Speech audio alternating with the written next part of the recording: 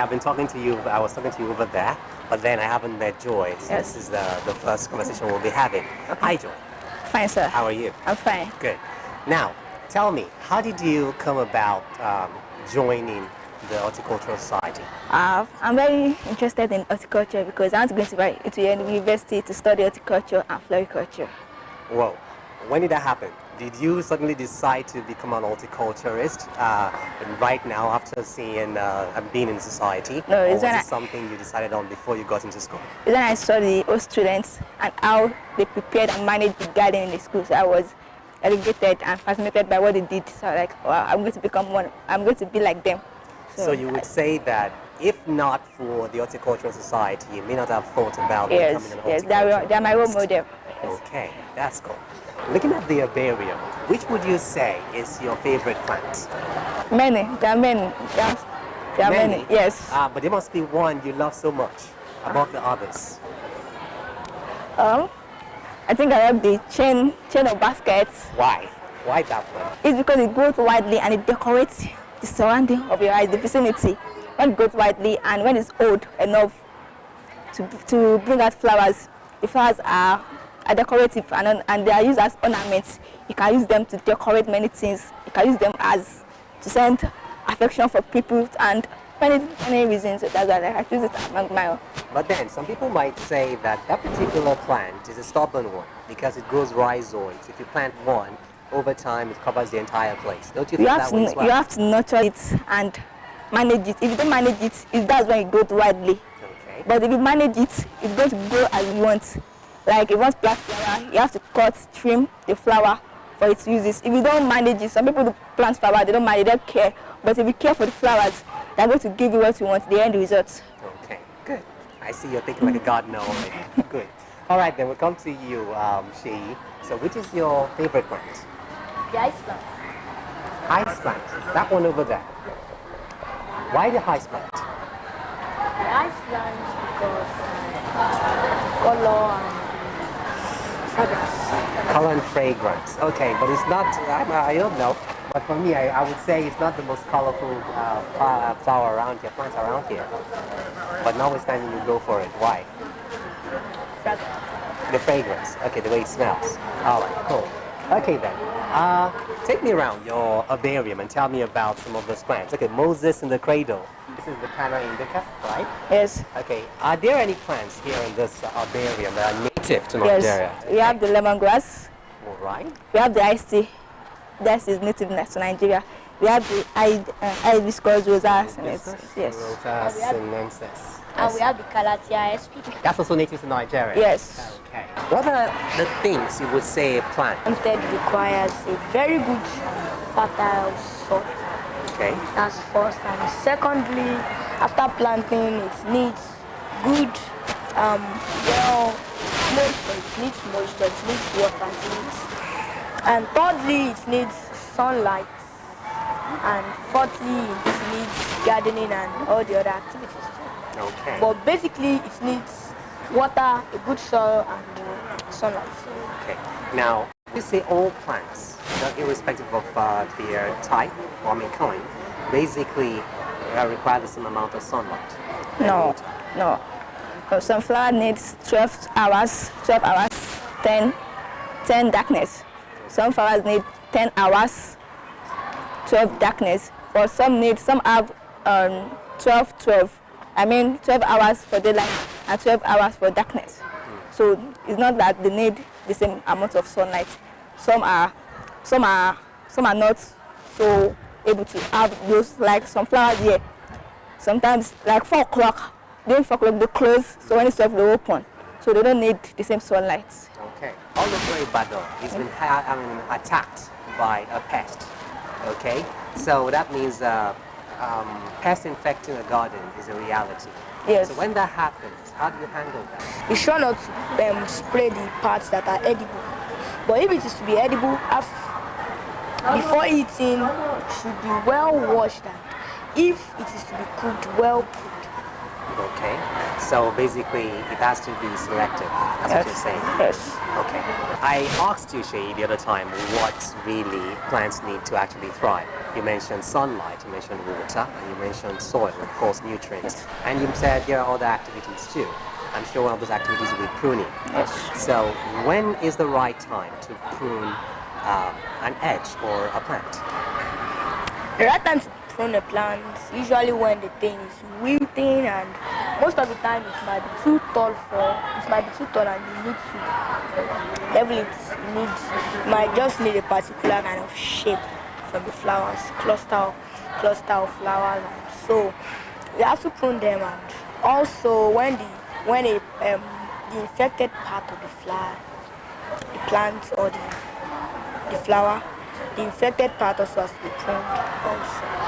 Okay, all right then. Now, what would you say, Joy, is the thing you love the most about being in the Horticultural Society? The thing I love most, the reason I joined the horticulture is because I want to be like the old students of this school. Secondly, and because I want to nurture my flower. I have a garden at the house. Horticulture is not common in Nigeria, but it is selling fast. Okay, it's lucrative. Yes, selling fast. That's great. Really, really wonderful to hear. But then that means that your love for plants is both basically for aesthetics and also for the lucrative part of the whole thing, right? Yes. Okay, thank you. All right then. What do you love the most about being in the Horticultural Society?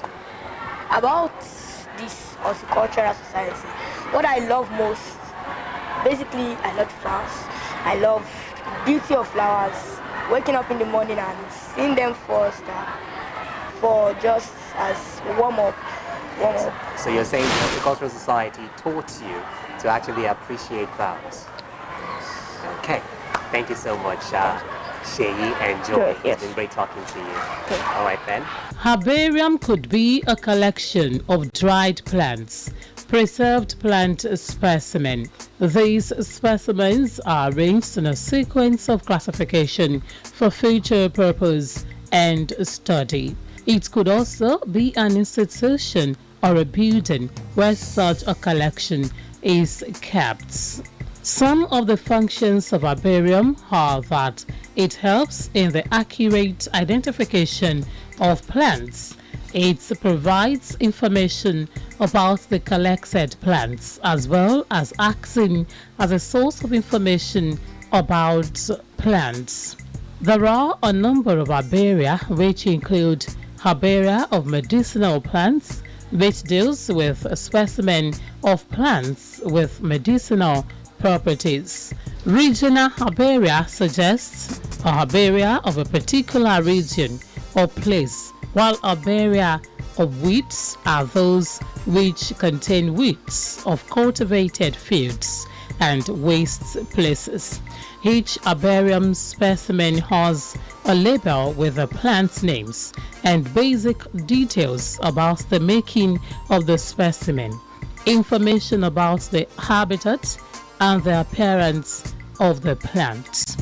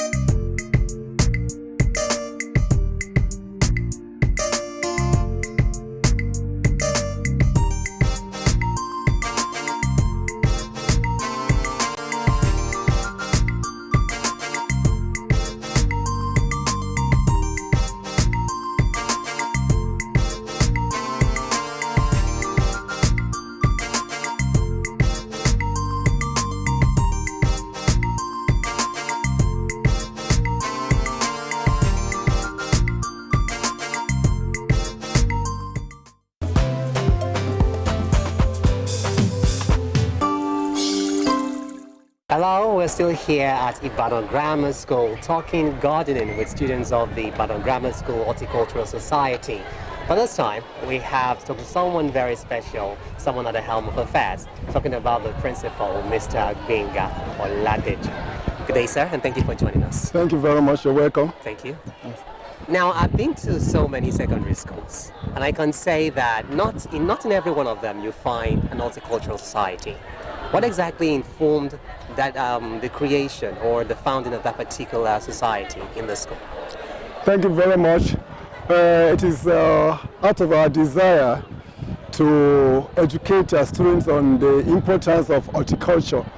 Now, we have different types, we have different branches of horticulture. We have the flowers, rearing of flowers, we have the ornamental trees, and we have the shrubs. Now, with the advantage, with the benefits of horticulture, we want to inculcate the knowledge into our students to appreciate the environment, to appreciate the beauty of the environment, the benefit can derive from horticulture, and to impart this knowledge onto them. That forms the basis of the formation of a horticultural club in the school. What is your capacity or your position in the Horticultural Society? I'm one of the staff advisors. We are 3 in number, and we have been helping the students to gather resources for the future. The society, ICSHOT, which is the Ibadan Grammar School Horticultural Society, was inaugurated by our host students. Next, we talk with Mr. Tunde Ogumoko. He is an horticulturist, a trained horticulturist, an old student of the school and the designer of the gardens here. Thank you very much for joining us. Thank you very much, Mr. Moderator. Yeah, it's our pleasure.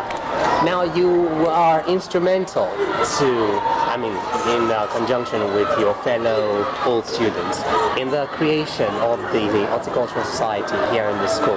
Now, what challenges would you say you encounter with respect to keeping the horticultural culture you're trying to teach the students alive? We had problem of water during the dry season because after the first 3 months, we ran into the dry season, whereby to get the plants to survive became a real task on us.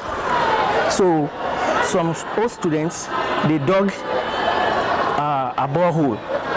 Another class set did a borehole which gave us water to do this watering. We initiated this group, these students, to be the ones that will wet the garden. That was how the students were involved in this, that we should inculcate into them this idea of horticulture and then the maintenance. Sometimes there may not be electricity to power the water out during the dry season. Then again, the students at times they go on holidays. When they go on holidays, we will be left with no one to wet the flowers during the dry season. During the dry season, and during the rainy season, we employ people outside. There must be some events or activities children must have been involved in, planting trees and all that. Tell us about some of them. Students were taken for an excursion. We went to 3 different gardens in order to gain more, to benefit from outside gardens before we embark on our own. We also had a training. The resource person came from outside to train the students on how to nurture the flowers, how to take good care of them, and it has been yielding good results. Now, the average Nigerian child is not taught to look at plants from an aesthetic point of view. Yeah. Would you say that you have been able to inculcate that or impart that into the students of the Horticultural Society? Sure, we have done that. We have taught them how to tend these horticultural plants, how to take good care of them, how to nurture them, and appreciate the beauty of having this kind of environment that we're having in the school. So the practice has always been imparted into them. The culture has been imparted into them, and they are getting on with it. How would you rate the interest of the students in horticulture? Or would you say they have love for plants? Initially when we started with just 30 students. But daily, the students, they are just coming around, showing interest in the horticulture, because they could see their fellow students, the way they are doing, those things they are benefiting, those things they are gaining. So they are really doing well too. So you would say there were some students who came in, yes, to but join did in. not have the love for plants, but by being in the society, Exactly. learn to love plants. Exactly. Have you always had love for plants, or something that grew on you as well? I studied agri-economics, so since then I had interest in anything called agriculture, being it horticulture, mention any plants, mention any animal, I'm good to go. So is your reason practical then? Very, very practical. Okay.